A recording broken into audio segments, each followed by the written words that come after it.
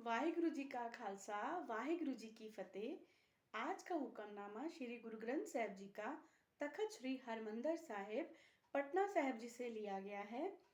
गुरु जी फरमान करते हैं, जतसरी महला पंजवा वार श्लोका नाल एक ओंकार सतगुर प्रसाद सलोक आद पूरन मद पूरन अंत पूरन परमेश्वर है। आद पूरन मद पूरन अंत पूरन परमेश्वर है।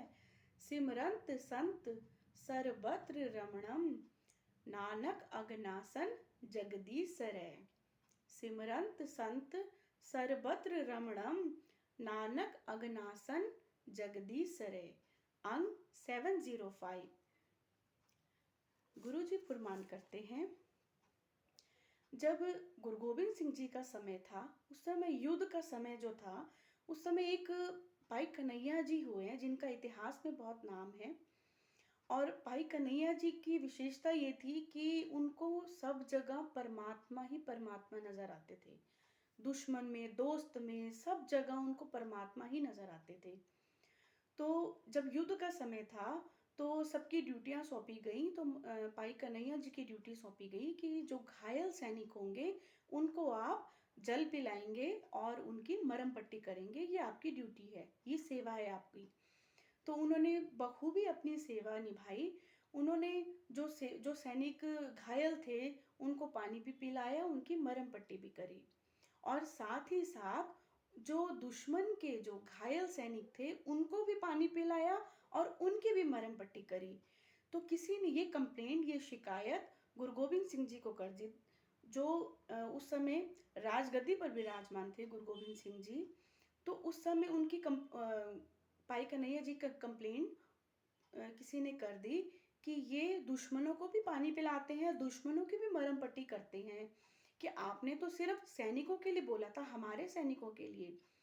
तो उनको राज दरबार में गुरु गोबिंद सिंह जी के सामने बुलाया गया और उन्हें कहा गया कि भाई हमने आपके बारे में ऐसी शिकायत सुनी है, तो आप क्या कहना चाहते हैं इस बारे में। तो उन्होंने इस तरह से कहा, जिधर देखता हूँ उधर तू ही तू है, जिधर देखता हूँ उधर तू ही तू है, कि हर शय में जलवा तेरा हूबहू है।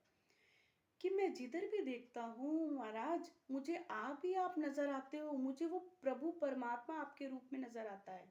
मैं क्या करूं, मैं अपनी दृष्टि बदल नहीं सकता, मेरा देखने का नजरिया ही ऐसा बन गया, अब मेरे बस की बात नहीं है।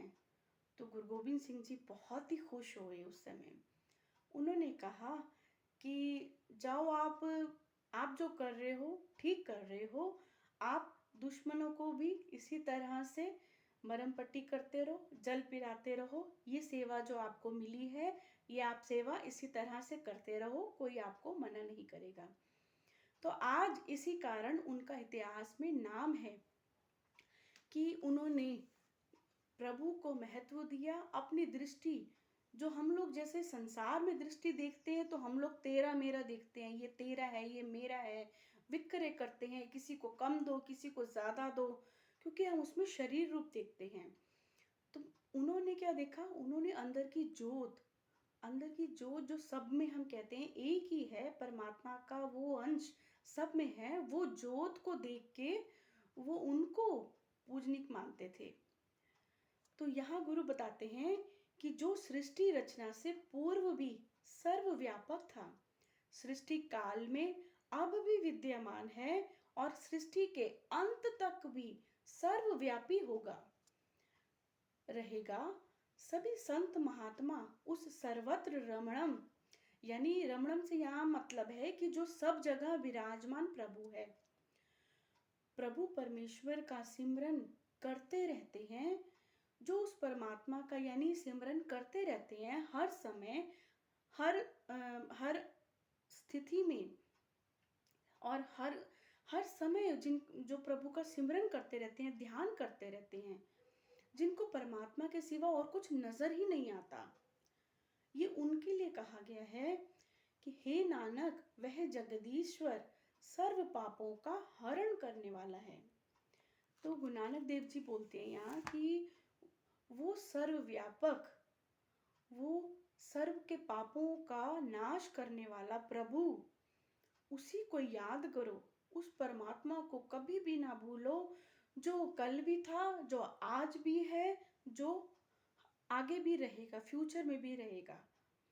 यानी पास्ट में भी था, प्रेजेंट में भी है और फ्यूचर में भी होगा। ऐसे प्रभु परमात्मा को कभी भी ना भूलो, उसको हर समय स्मरण रखो, अपने यादों में, अपने विचारों में, अपनी बातों में, और अपने हर कर्म करते हुए उस प्रभु परमात्मा को स्मरण रखो। वाहिगुरु जी का खालसा, वाहिगुरु जी की फतेह।